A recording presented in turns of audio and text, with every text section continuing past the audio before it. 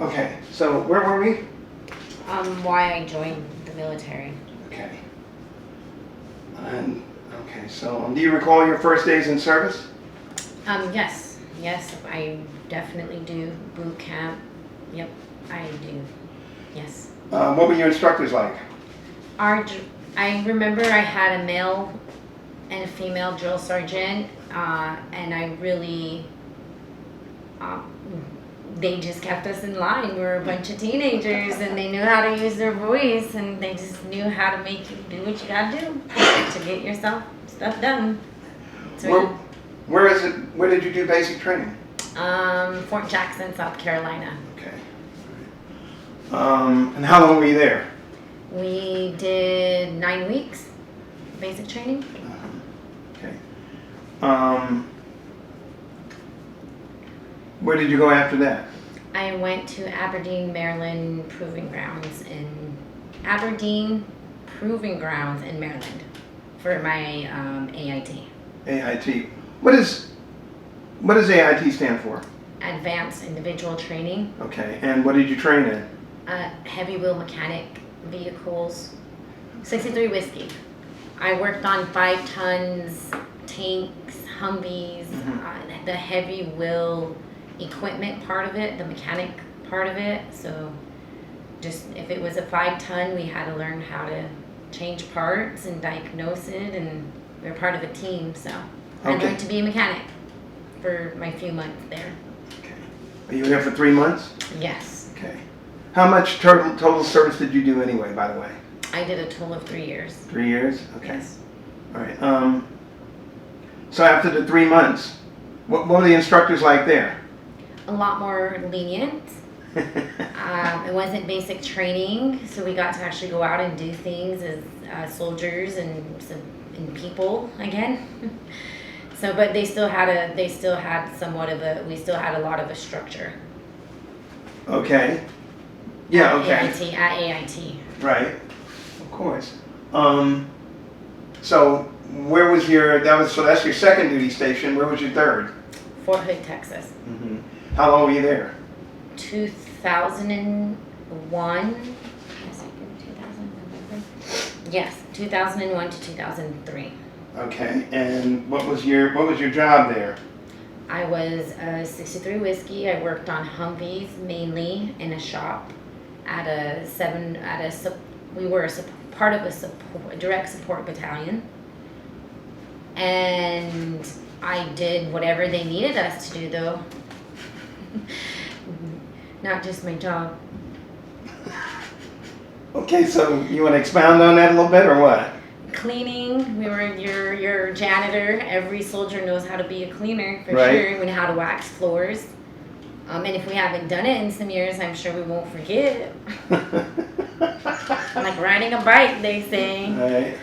So, also just, being aware of your soldier. You're there to make sure that we clean up our own stuff. I mean, the community ownership, I think, is what I'm trying to say, is a lot of, other than our own job, we were ensuring that we were staying physically fit. We had to make sure that we were well-oiled machines. Right. So that meant keeping us humbled and going out into the field where it was pretty dirty and making sure things got done. I mean, we were always training, just always doing something to make sure we were training to fight if we ever had to know our strategies. How long were you at Fort Hood? 2 years. 2 years? Yeah. So was that the rest of your tour? Did you get to travel other places? That was it. I got out of the military and became a military wife. Okay. I got married while in the service to another soldier. Oh. And he went to Iraq. We both got orders to go to Iraq, and I happened to be pregnant with my first son that you met, actually. Right. Okay. And so when he was born, I got out. I'm not sure if I asked you yet. What year did you say you went in? 2000 to 2003. Okay. All right. So, how was the food, by the way, from basic training to tech school, AIT, to your duty station? Let's start with basic training. Well, basic training, I will never forget our sergeant said, our drill sergeant said, if you know how this tastes, you took too long in eating. So that was my basic, and then AIT was a lot more lenient. The food, it was a lot more better food wise. Okay. When you're in basic, you're doing kitchen duty. You're doing everything just to live and to train there as well. So, Right. so it's a lot more, not a lot of work at AIT. And then when you get to your actually duty station, I felt like it was where you get spoiled. And all those dishes washing was worth it. Because then you have the people that actually have their jobs, and that's what they do Right. all the time. So we didn't have to do it no more. All right. So, tell me about, okay, did you ever live off base? Yes. You did? Yep. Okay, after you got married, or Yes. as soon as you got to the base? As soon as I got married, we bought our first house at 20 years old in Fort Hood, or Killeen, Texas. While you were in the service? While we were in the service, yes. We were homeowners. Okay. Both two young 20-year-olds had the money to buy a house, so. So I take it you planned on staying there after you got in the service? I didn't plan on getting out, so yes. Oh, all right. It was before 9/11. Mm-hmm. Right. And then we got orders to go to Iraq, 4th Infantry Division. Right. And that just changed my plans as a soldier, to be a support of my ex-husband. My ex-husband at the time, he's still currently serving. So I decided to get out and be a mom while one of us served our country. Gotcha. Okay. So tell me, what were the other your peer enlisted personnel? Tell me about Fort Hood and the surrounding area. How far away did you live away from the base? I lived right off the gate, the main entrance. Right, we picked a house right up the road from Fort Hood entry base. Okay. When I was in, it was an open base. Okay. We didn't have gates. I mean, we had our in and out. Right. But when 9/11 happened, I was a part of all of that on Fort Hood with, how was I? 19, 18? Right. 19 when it happened. 19. You were 19 years old? When 9/11 happened and I was in the Army. Mm-hmm. Yes. And so I got to watch, be a part of, not just watch, but participate in the beginning of closures of bases, essentially, to outside people, or to, now you can't get in without passes anymore. And you Right. can't, I mean, it takes a security guard. Homeland Security. Homeland, yes. You got to have everything on point now. Just to get in. And so I remember being a part of that transition for Fort Hood.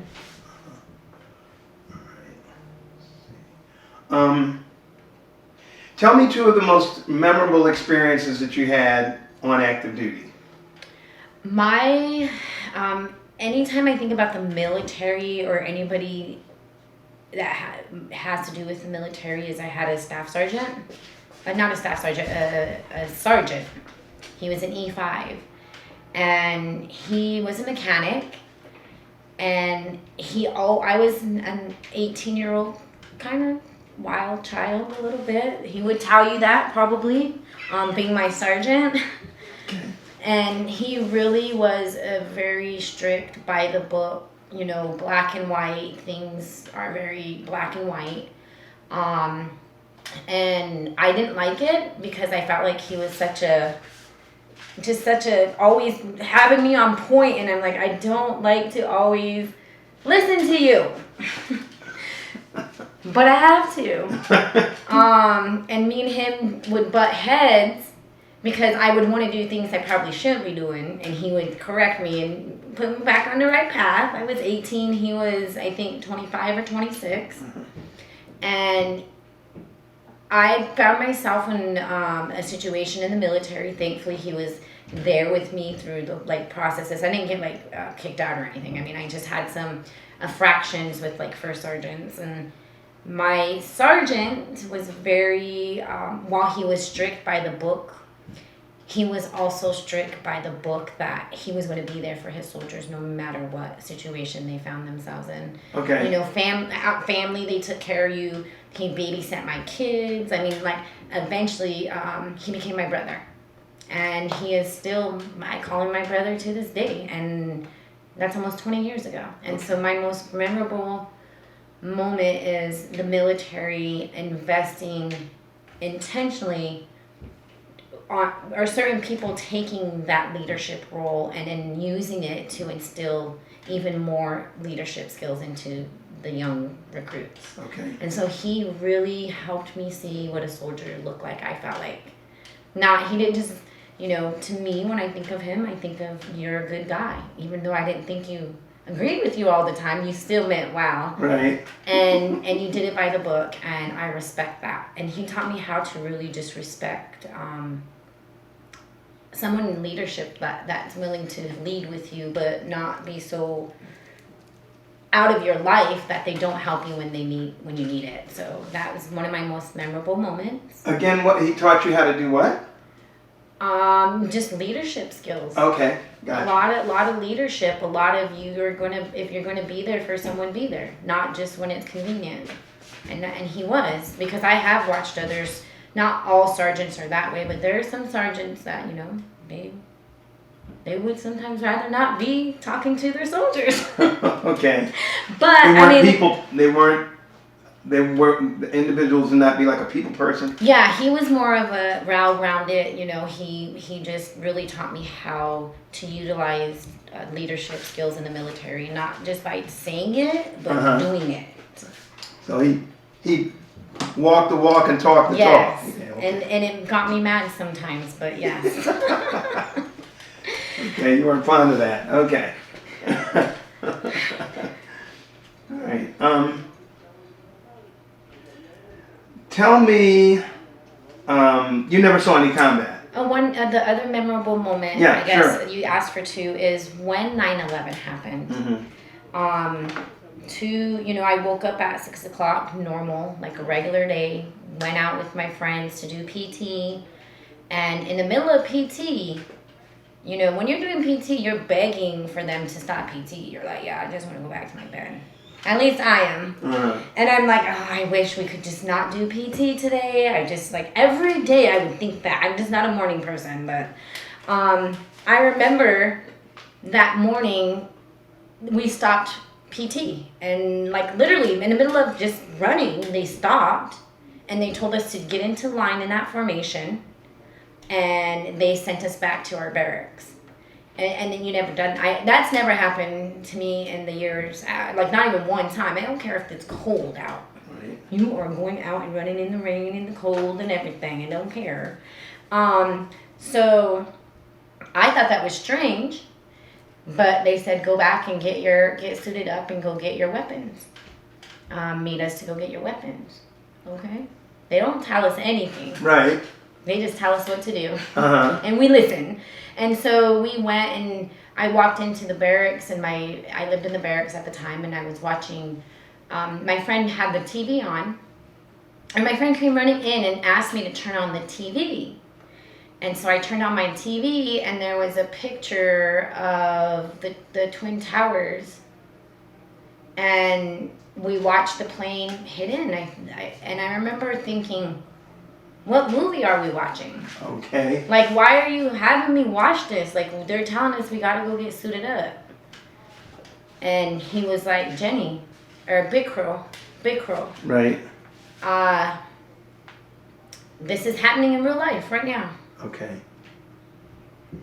So and I in that moment, why was it so memorable or pivotal? When I signed up to join the military, they said, would I serve my country? And basically, will I die for my country? Will I die? I remember raising my right hand saying that I would. Right. And that moment was when rubber met the road for me, on how at that moment I didn't have a choice to back out of anything but continuing to serve my country and defend my country like I said I would. And I was 19 years old. And there were terrorists that attacked New York City and, you know, the Twin Towers, and we're watching it all on TV, and we don't know what's going on. They're just telling us to go get our weapons, and at that point, you don't ask, you just do, and you do, and so we went and got our weapons, and we had to go get, they were very concerned for Fort Hood because it was, I believe it's the biggest, largest military installation. Okay. Fort Hood is, I believe, one of the biggest, so what we were getting debriefed on was that we could be a possible next target because they did the Pentagon. And so we had to go to my platoon, what we specifically did is we had to go lock down gates. We had gate duty. That's in all areas. We had to find the guards, and we walked in for hours and hours, days and weeks, just guarding with our weapons. And then we had the concertina wire around our water supply and other areas that could potentially get affected if we were targeted, because we're still an open base. And that changed me in that I knew it was serious, and what I did and what I said, and I meant it, and I still mean it to this day when I think about our country. And so 9/11 happened during that time, and then shortly after 9/11 we got orders to go to Iraq and invade through Turkey. 4th ID, we were one of the first people to go. So you did go? My ex-husband did. I was pregnant with my son at the time. Right. In March. But your unit went? Everybody went. Everybody, but I was I couldn't go. I was on my way to Korea when I found out I was pregnant, actually. Oh, really? Yes, I wasn't married then yet. I had orders to go to Korea. All my buddies went to Korea from my Aberdeen, and I think I was one of only 3 people who didn't go to Korea. Wow. They all got, and so I got whatever, they sent me to Fort Hood, and I had orders to go to Korea, and I ended up having a boyfriend that was another soldier, and hence life happened. So I stayed after we had my son, my ex-husband and I had a long discussion about the well-being and the future of our family, and we got married. And how old was he at the time when you got married? 20. We are literally 2 weeks apart from each Okay. other. So yeah, and so having him deciding that, you know, if we didn't know we were going to war when I was pregnant, and we actually didn't know if my unit was even going to be here at Fort Hood when my son was coming, because they kept saying, hurry up and wait. That's what you learn in the military, hurry up and wait. And you learn how to fall asleep standing up. Those are very cool now. But so he went, and they didn't know when we were going, and so we sat in suspense for about 3 months. January, we got orders in December, and then we sat from December, January, February, and March 7th, my son was born, and 3 weeks later, our unit all left to Iraq. And so my ex-husband and I decided that we were going to wait out I was going to go to Iraq with him. Uh-huh. And then he got there. We had a family emergency. We started looking for somebody who would take my son. Yeah. Because I was ready to go. I had 4 months bonding time with my baby.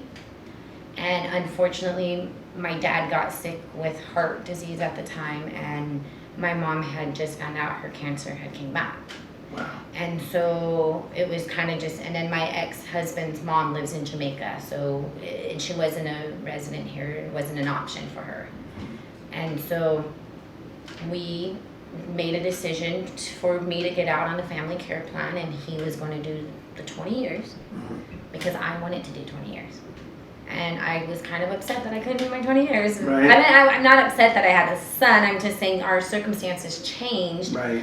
He was already in Iraq, and he just, he said, I'm going to stay in if you'll get out, and because nobody can take care of them. And who's gonna take care of them? Right. So 20 years later, he's close to retiring, and I have a best friend who's still in now, who I met as a private, and she is a Chief Warrant Officer 5, I think. Mm-hmm. She's the bomb.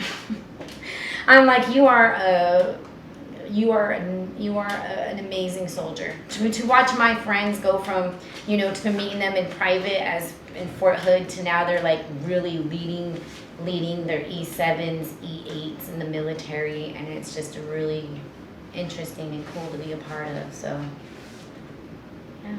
Okay. So I'm just trying to figure out the chronology, like what happened when. So you went in what year? 2000. Okay, you went in 2000, and 9/11 was the following year. Yes. Right. Okay. So not even a year later. Huh? Not even. I hadn't been in for a full year. Okay. I was only in for 10 months before 9/11 happened. So I had just finished basic and AIT, and I had only been at Fort Hood. Did I celebrate my birthday there? I had only been at Fort Hood for about 4 or 5 months. Before the war. 2001. 2001. I mean, before 9/11 happened. 9/11. Yeah. Okay. And it was interesting. My mom, when I got recruited and I decided, that I was going to go, my mom had begged me,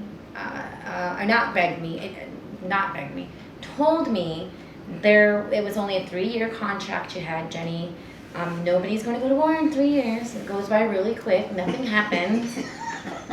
Surprise. 9 months after I'm in. So what month did you go in? November of 2000. Okay. Oh. Okay. So it was less than a year. Okay. Yes. Gotcha. 9/11 happened on September. Right. So it was 10 months Around your later. birthday. Yeah, after my birthday that 9/11 happened. And then in 2002 I served. The end of 2002 is when I got pregnant. And when my ex and our military, then we got orders to go to Iraq and our unit was the one who captured Saddam Hussein. What happened? We captured him. Yeah. 4th Infantry Division was responsible for really? finding him, yes. Okay. And that was our brigade, that was our division. Okay. And so they were in Turkey. I mean, that, I had to watch. I had like being at home watching your essentially everybody that you have trained with for over 2 years leave. Right. And you signed up knowing this was what you signed up for, but you can't go because you're pregnant. So. Were there any casualties in basic training? Not that I'm aware of. No. Okay.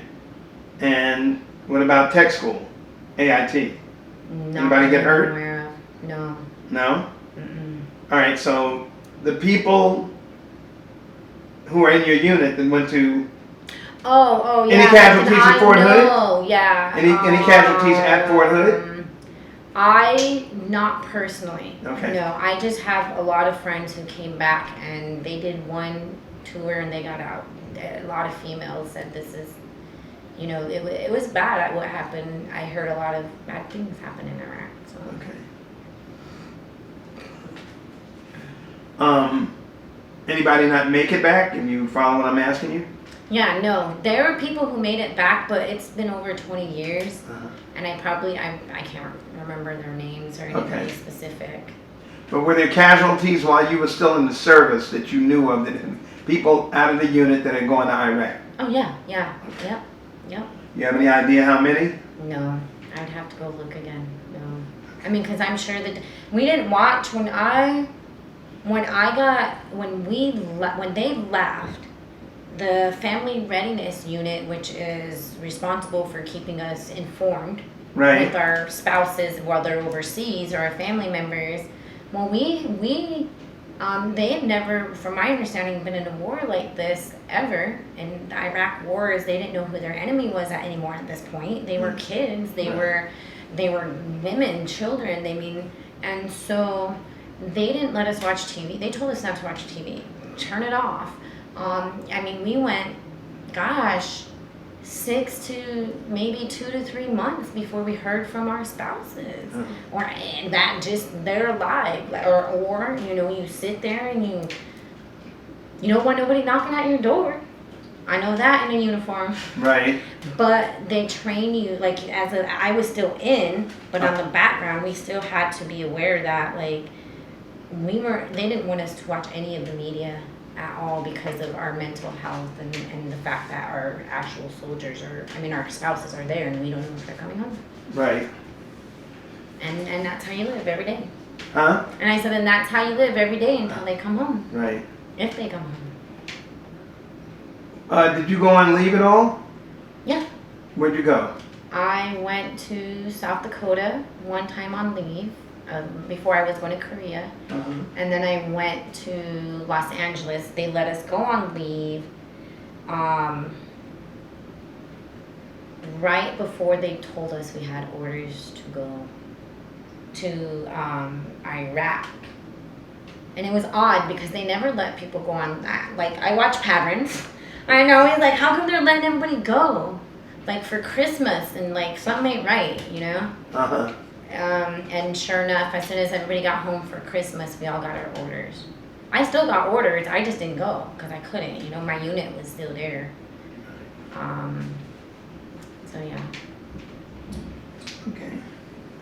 You never saw any combat, in other words, to just wrap that up? No. No? No. Okay. No. All right. So you were never a prisoner of war. And apparently your husband made it back okay? Yes. Okay. All right.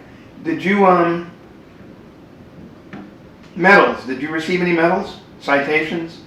I received coins for doing, you know, just commander coins or division coins for me and a team of people traded out a transmission on a tank, and that hasn't been done by female teams, and so they gave us a coin for it, for being females changing out a tank on a tank. I mean, a transmission on a tank, and those it was a tough job. It took us some time, but we did it. Okay. How did you stay in touch with your family while you were in the service? We had landline back then. Right. No cell phones. So either just by landline, just calling the basic, they give you the cards and stuff where you can call them. You feel like you had all the supplies that you needed throughout your military career? When you say that, what do you mean? You know, did you want for anything? You know, either food, clothing, supplies that you needed to do your job? No, they pretty much took care of you. Okay. They made sure you ate. If you didn't eat, it was your own choice. Did you feel a lot of pressure or stress in your job? Yes. Okay. When you say pressure and stress, when you're a female in a predominantly male job, then, you know, you have to prove yourself. You can't, you know, you have to, and even in the military period, you have to prove yourself as a female. You have to be able to keep up with the guys. There's no slowing down for you as a female. If you can't do it, then you shouldn't be here. And so, I mean, that's just the Army in general, but then now I'm into another sector that's more predominantly men. More men than, you know, the path. So, by the way, so tell me about your experience being a woman in the service. How did that affect you? Were there any abuse issues? Did you have, you know, was there a lot of negativity? I did. I am a survivor of military sexual trauma. And that was a sergeant that I knew from a friend, and didn't really get bothered by men. I guess I was always able to hold my own because I had brothers growing up, and so to be around a lot of guys and a lot of men, it didn't really bother me, or I didn't think twice about my femininity. You know, I just figured my brothers did this stuff, these boys and men are doing this stuff, so can I. That was my thought process. And it wasn't until like after the military that I realized that a lot of my friends were, military sexual trauma abused there. Some of them even now. I have a support group that I do with local military veterans, and 7 times out of 10, they're talking about what happened to them in the military as females. And it's unfortunate, but I personally never felt uncomfortable in the Army. I guess other than... So what was your trauma? Military sexual trauma. When I say I never felt uncomfortable, like, other than the one man that isolated and did that to me, I personally never experienced any... Was it physical or was it just mental? Yeah, it was physical. No, oh, okay. Physical. No, I know. I have been, okay. and I know other people who have been, as well as men and women that are in the service. So... Men and women that had been abused? Yeah. Uh-huh, right. Okay, I think we covered every place that you traveled. Okay. How did you get along otherwise with your fellow officers, your peers and officers? I did a good job. I met people. My first sergeant was actively recruiting me to help other newbies when they would come in the door, and he would say take them around, and I've met quite a few soldiers that way that became my lifelong friends.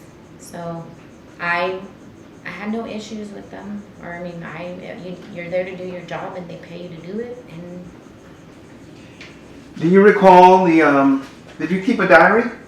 No. Okay. Do you recall the day that your service ended? Yes. What were you doing around that time to get ready to... Well, the day I had 2 weeks leave, so I took my 2 weeks, which let me get out a little bit, I out-processed, and then I got to go on to, I think, a month leave before I really got out. Oh. Does that make sense? I mean, they take you out, and then you do they give you 2 weeks. They let you take your time off, basically, when you have paid time. Right. So I had paid time. I had about 2 weeks worth of paid time. So I out-processed 2 weeks, I think, or a month before my actual date. Anyways, I got out that day, and I was 21 years old, and the sergeant that I was friends with, that knew me and my girlfriends, took us out partying, and that's the night I was sexually abused by him. Oh. So, and I'm currently being compensated by the VA for it. So. Okay. Well, that didn't end bad. Well, I mean, it was hard. You know what? It was terrible that it happened, but at least they haven't. They're not fighting you. No, they're not. But the guy that did it is probably still serving. I don't know if he's not. And I met you at a protest for Vanessa Gillian, and it happened to be at Fort Hood, which the same thing happened. Not the same thing happened, but the account. It hit home for me. Right, I'm sure. That's all. Yeah. You ever experienced any racial issues while you were in the service? It's interesting that you say that. Now that I'm older, I have not personally experienced racial issues at the time that I could actually say, yeah, this was racism. Only because I didn't fully understand racism back then and how that affected me. So I was just a lot around the black and brown community. A lot of the officers and things were usually white. And now looking back, I'm sure it's probably the demographic now still where the majority of officers are of white descent, and the enlisted are brown and black. And we get paid less. And I have not personally.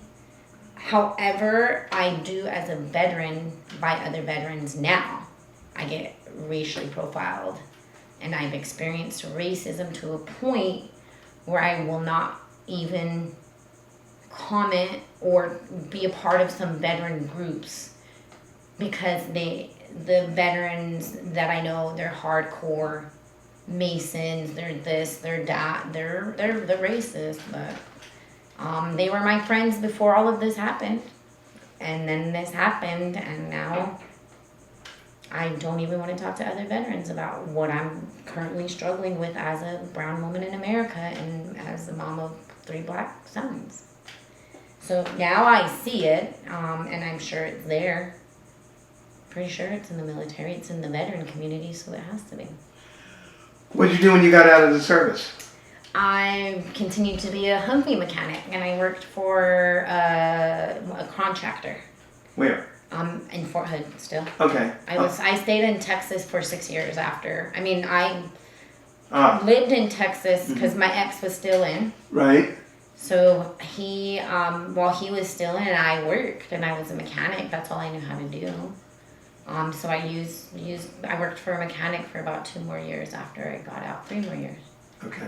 In the motor pool, I was still doing the same thing, just as a civilian, and got paid more money. So you did that for 6 years? I did it for 2 years Oh. after I got out of the military. Right. What did you do after that? I moved to Los Angeles, went back to college, used my GI Bill, got my bachelor's degree in accounting, and I am currently utilizing that right now to sustain my living. Well, I took a break from working, and I'm starting my own business right now. Doing what? I do motivational speaking, I do mentoring, I'm getting certified as a trauma healer because I work with a lot of traumatized people. Mm-hmm. And veteran community is one of them, but the indigenous community and the black community. And so right now I do little small healing groups either on Zoom. We talk about the racial injustices is what's happening. I have a mixed group I have an indigenous group of people that I help talk to about racism. I have a group in Wellington that I talk to about racism. I'm very an advocate for indigenous rights and black rights, and just I that's what I do. And I go to the protest, but I was speaking at Palm Beach State as an alumni over a year ago on protesting and civil disobedience. What protest do you go to now? Whatever one they have. Okay. Anyone they'll have. If they're gonna have a protest, I'm there because, again, obviously it depends on what they're protesting. Mm-hmm. I don't just show up to a protest, but I'm saying, like, for me, I'm intentional on not just showing up at a protest, but when I'm done at a protest, that's just me saying I'm here. But my real work, or our real work, begins when we go home. When we're talking to the commissioners, when we're talking to the city council, when we're telling our children that they need to be educated, when we're asking why the police are not being held accountable. All of those are questions that I want answers to, and we're not dumb. And that's the one thing I know, that as military and, as a military soldier, went to school. I have a degree, and I'm utilizing, and if it wasn't for the military, I wouldn't have had the success I have. Personally, I think. Meaning the money to go to college and all that, the money to buy a house, because we bought 2 houses, so we were okay. Okay. One last question. How did the military affect your way of thinking about war? Meaning, when you say, am I for it? Am I against it? What are you thinking? It's up to you. Rephrase the question again. Okay. Can I say the question? All right. Here, let me read this to you, and then I think did your military experience influence your thinking about war or about the military in general? Okay. Yeah. Yes. Okay. I think that we live in a world where evil people exist. While I personally don't condone violence, I also know that there are times when you have to defend yourself and you have to defend your people against people who mean ill, against you're basically protecting your people. And so if you have to go to war, it's either you or me. And that's how the military affects my thinking. Okay.